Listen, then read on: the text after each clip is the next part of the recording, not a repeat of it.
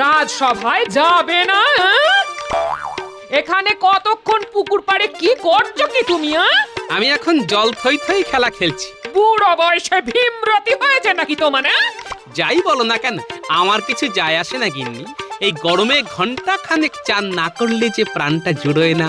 এরপরে তো আবার আবদ্ধ রাজসভায় আটকে থাকতে হবে। অনেক অনেক চান করেছো, এবার উঠে এসো দেখি।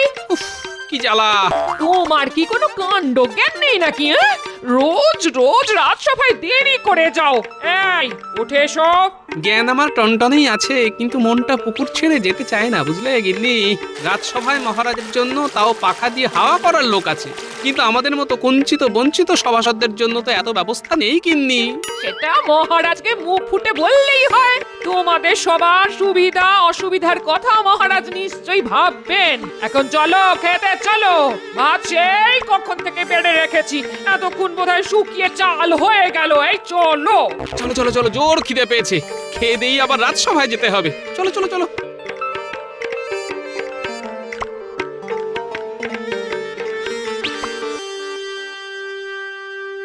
কি আজকে তো দেখছি তোমরা সবাই দেরি করে এসেছো।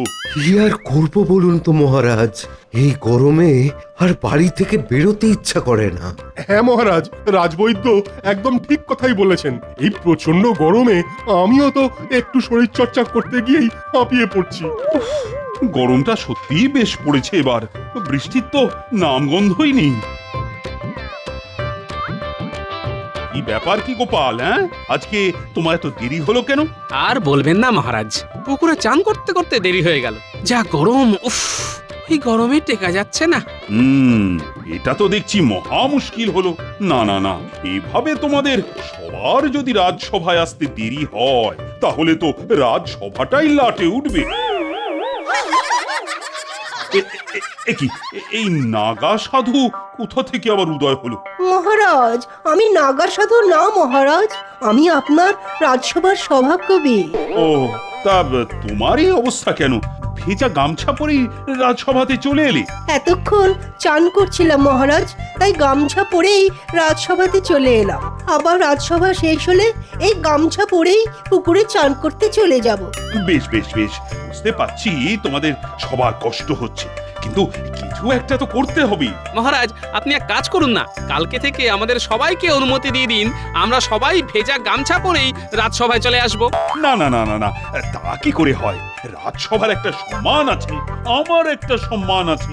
তাহলে মহারাজ অন্য কোনো ব্যবস্থা করুন, আমাদের সব সভাসদের জন্য একটা করে পাখা আর ওই হাওয়া দেওয়ার লোকের ব্যবস্থা করুন।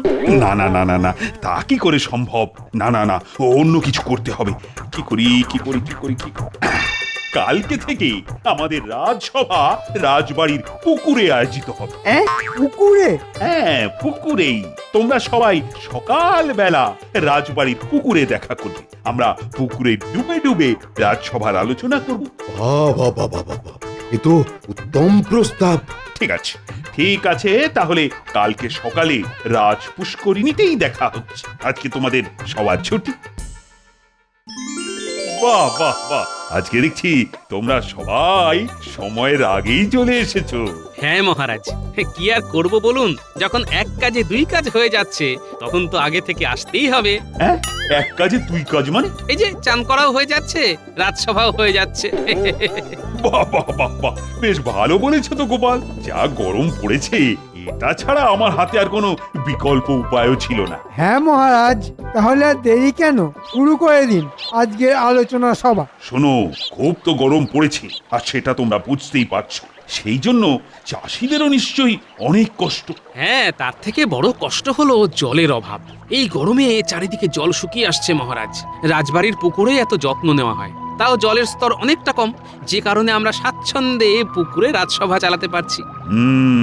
গোপাল একদম ঠিক কথা বলেছে, জলের অভাব। মন্ত্রী, বলুন মহারাজ। তুমি সেচের দিকটা একটু দেখবে, যাতে যতদিন না বর্ষা পড়ছে ততদিন চাষিরা নদী থেকে সেচ করে জমিতে জল দিতে পারে। দেখো, কারো যেন কোনো অসুবিধে না হয়। এত লোকজন থাকতে আমাকেই পেলেন দায়িত্ব দেওয়ার জন্যে? এই গরমে রোদের নিচে খাটতে খাটতে যে কালো হয়ে যাব। কেন মন্ত্রী মশাই, আপনি কি বিবাহযোগ্য কন্যা নাকি যে কালো হয়ে গেলে পাত্রপক্ষের পছন্দ হবে না? আমার দুঃখে মস্করা করছে গোপাল?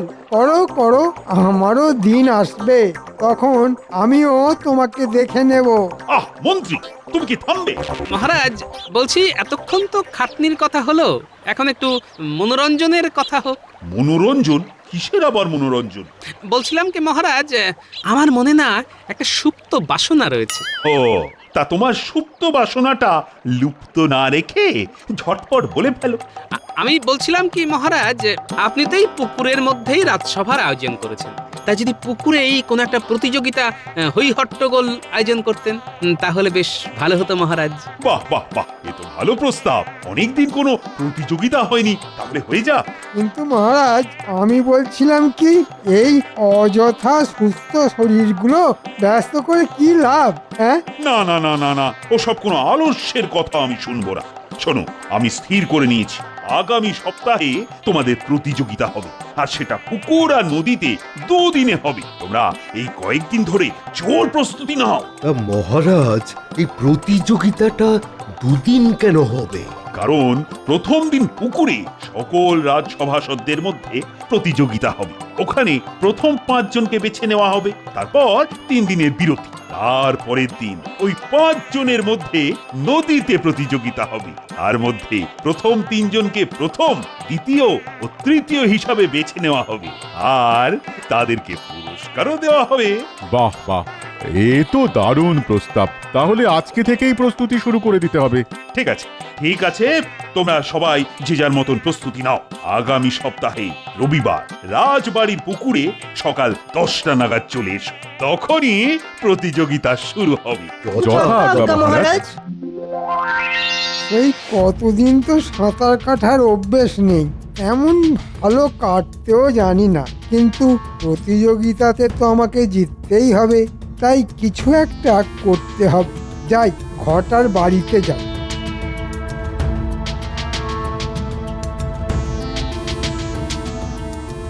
কিরে ঘটা, বাড়ি আছিস নাকি? কি রে?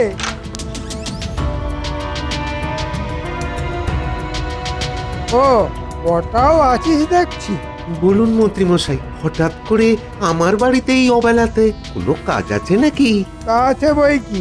শোন, তোরা বেশ ভালো পারদর্শী দুজন ডুবুরির সন্ধান করে কালকে সকালের মধ্যে আমার কাছে নিয়ে আয়। কেন মন্ত্রী মশাই? আগে তোদের যেটা বললাম সেটা কর। আর আমাদের মানে ওই ওই হাত খরচ। হবে হবে, সব হবে। আগে তোদেরকে যে কাজটা করতে বললাম সেটা করে দেখা তো।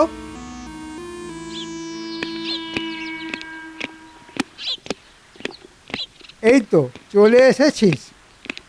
বাহ, তার মানে এরাই দুজন ডুবুরি। হ্যাঁ, আমরাই ডুবুরি। সারা দেশে আমাদের নাম আছে। আজ অব্দি 99 জনকে জল থেকে উদ্ধার করেছি। বাহ, এবার আমাকে উদ্ধার করো বাবারা। একি, আপনি তো দেখছি দিব্যি ডাঙায় দাঁড়িয়ে আছেন। জলে না ডুবলে আমরা কিভাবে উদ্ধার করব?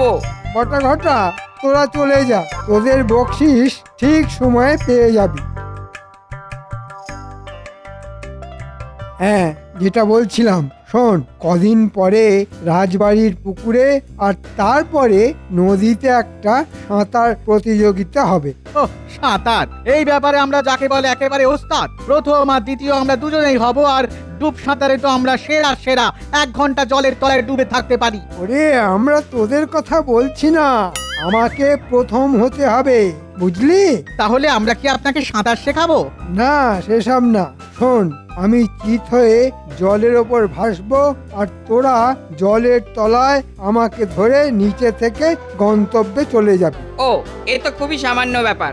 আমাদের শুধু 10 মোহর করে বকশিস দিলেই হবে। পেয়ে যাবি, পেয়ে যাবি, ঠিক সময়ে পেয়ে যাবি। চল, প্রতিযোগিতার আগে একটু আমাদের বাড়ির পুকুরে প্রস্তুতি নিয়ে নি। দেখি তোরা জলের তলায় কেমন কারসাজি দেখাস।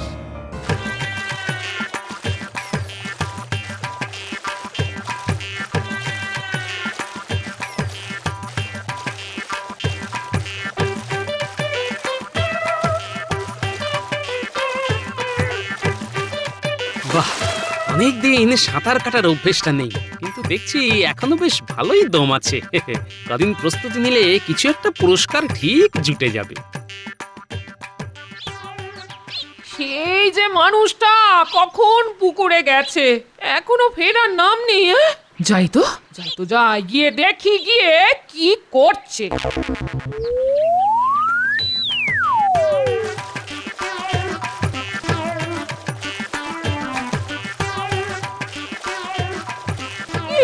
কি তুমি এখনো সাঁতার কেটে চলেছো?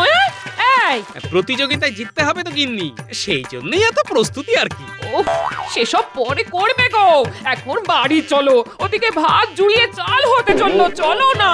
হ্যাঁ, চলো চলো চলো।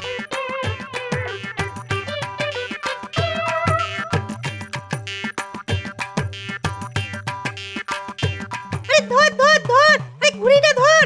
এই যা, গেল, ঘুড়িটা গেল, জলে পড়ে গেল। তোর ধর। এই নাপলা, একটা ব্যাপার দেখ, মন্ত্রী মশাই আবার মরে যায়নি তো? চল মহারাজকে গিয়ে জানাই।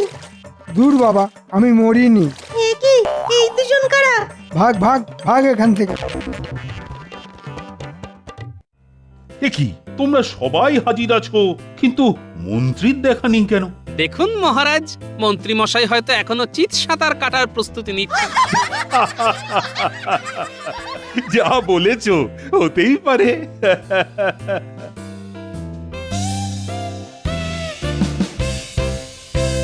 ওই তো মহারাজ, মন্ত্রী মশাই আগে থেকেই চিত হয়ে জলের উপরে ভাসছেন। এ কি মন্ত্রী, তুমি এখানে আগেই চলে এসেছো যে? সবই মহারাজ অধ্যবসায়। আগে এসে রাজবাড়ির পুকুরে একটু প্রতিভাটা বাজিয়ে দেখছিলাম।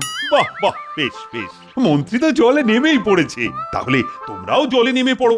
আমি যখনই 3, 2, 1 বলে হাততালি দেব, সঙ্গে সঙ্গে তোমরা সবাই সাঁতার কেটে ওপারে চলে যাবে। যে 5 জন সব থেকে দ্রুত ওই পারে পৌঁছতে পারবে, তারাই পরবর্তী পর্যায়ের জন্য নির্ধারিত হবে।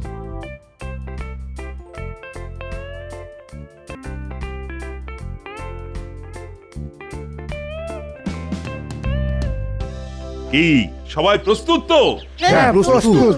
3, 2, 1। চমৎকার, অসাধারণ অসাধারণ, বাহ, দারুণ দারুণ।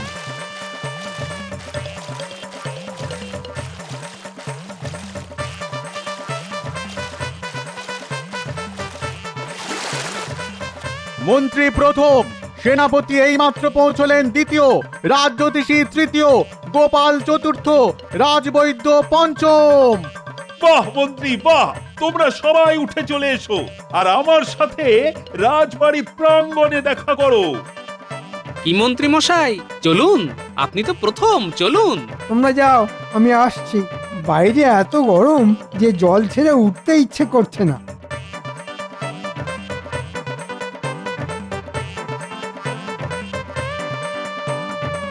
তোরা এখন এখান থেকে সরে পড়, নইলে জানাজানি হলেই বিপদ। কই, মন্ত্রী তো এখনো এলো না, এখনো জলে ভাসছে নাকি? এই তো মহারাজ, এসে গেছি। হ্যাঁ, তা তো দেখতেই পাচ্ছি।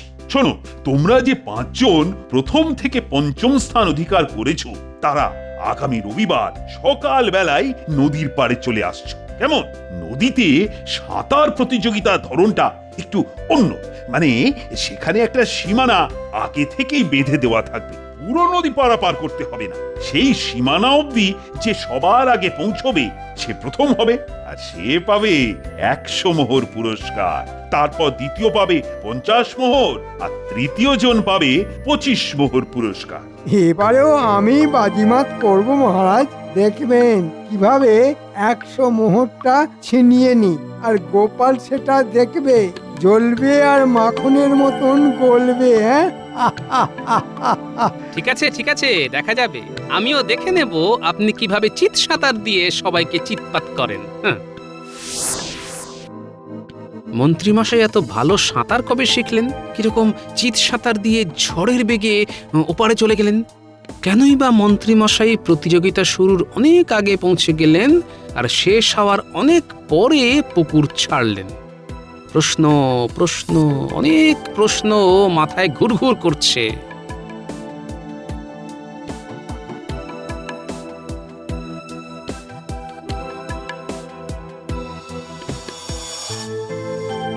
কি দাদু, মাথা নিচু করে কোথায় যাচ্ছ?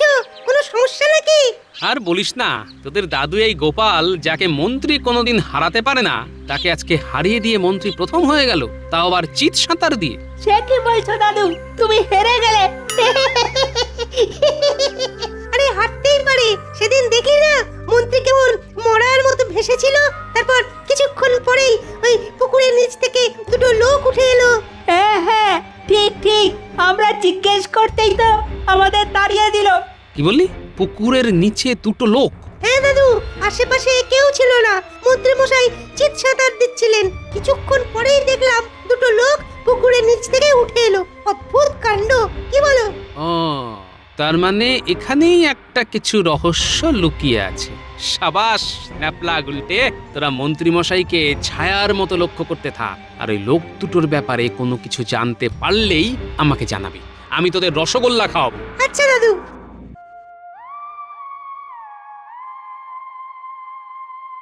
ওই দেখ ন্যাপলা, ওই দুটো লোক মন্ত্রীর বাড়ি সামনে এসেছে।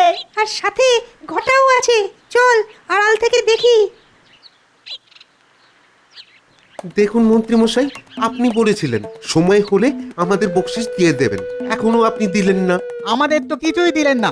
আপনাকে প্রথম পর্যায়ে প্রথম করে দিলাম, তবু একটা কানাকড়িও জুটলো না। আরে পাবি পাবি।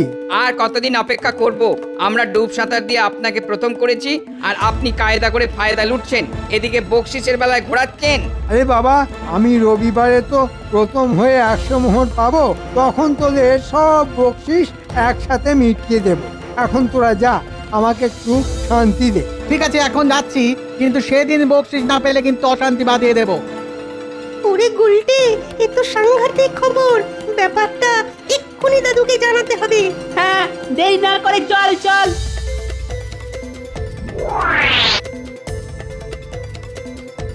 ও, তার মানে এই ব্যাপার। তার মানে ওই দুজন ডুব সাঁতারুই জলের তলায় শিল্প দেখাচ্ছে। সাবাস ন্যাপলা গুলটে, সাবাস। আজকে তোদের আমি রসগোল্লা পান্তুয়া সব খাও। শুধু রবিবারের দিন সকাল সকাল তোদের একটা কাজ করতে হবে। তা তোরা সাঁতার কাটতে পারিস তো? ও সাঁতার, গাছে ওঠা, ও সব কিছুতেই আমরা ওস্তাদ। শোন, তোদের যেটা করতে হবে সেটা হলো কি, পারবি তো?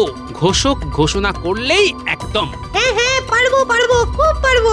এই নে, এটা ধর, যা ভোলার দোকান থেকে রসগোল্লা আর পান্তুয়া কিনে খা। আমি কোনোভাবেই প্রথম, দ্বিতীয় আর তৃতীয়র মধ্যে কিছু একটা হলে আরো মিষ্টি খাও। এখন রবিবার অবধি শুধু জোর কদমে সাঁতার চালিয়ে যেতে হবে।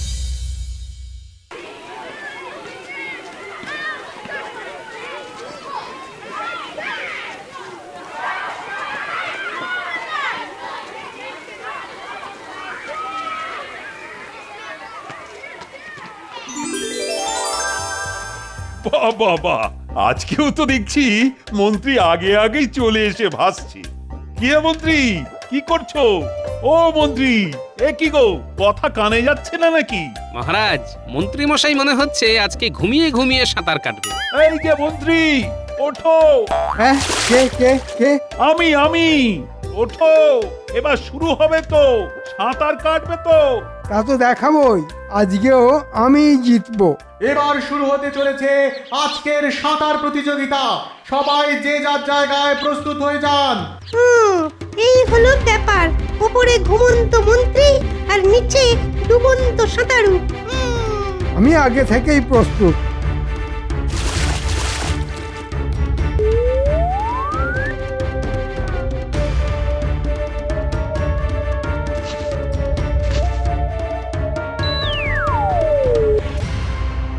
নীল মহারাজ, এবার আপনি বলুন। 3, 2, 1।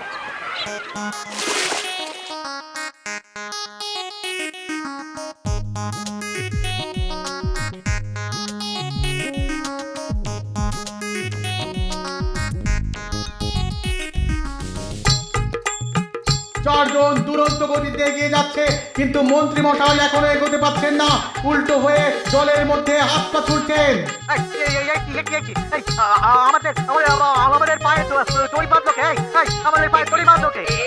কি সর্বনাশ হলো? ওরে হতভাগারা, এগো রে এগো। কি করে এগোবো? আমাদের তো পায়ে দড়ি বাঁধা, আমরা তো এগোতেই পারছি না। মন্ত্রী একটু এগোতে পারেননি। এদিকে দুজনকে দেখা যাচ্ছে জলের তলা থেকে উঠে মন্ত্রীর সাথে বচসা করছেন। ওদিকে প্রতিযোগিতায় প্রথম হয়ে গেল গোপাল। গোপাল হয়েছে প্রথম, দ্বিতীয় স্থান পেল সেনাপতি, তৃতীয় হলেন রাজবৈদ্য। সাবাস গোপাল, সাবাস। কিন্তু ব্যাপারটা ঠিক বোঝা যাচ্ছে না। ব্যাপারটা আমরা বলছি মহারাজ। মন্ত্রী মশাই জেতার জন্য নামকরা দুজন ডুবুরি ভাড়া করে নিচে রেখেছিলেন। ওরা জলের নিচে তাড়াতাড়ি এগিয়ে যেত, আর মন্ত্রী মশাই এমনি এমনি ভাসতে ভাসতে এগিয়ে যেত। কিন্তু আমি ন্যাপলাদের কাছ থেকে ব্যাপারটা জানতে পেরে ওদেরকে বলি ডুবুরিদের পা বেঁধে দিতে, তাহলে মন্ত্রী অসৎভাবে জিততে পারবেন না। মন্ত্রী, তুমি এত বড় অসৎ, খল, প্রতারক। উফ, আজকে আমি তোমাকে জলে ডুবিয়ে মারব।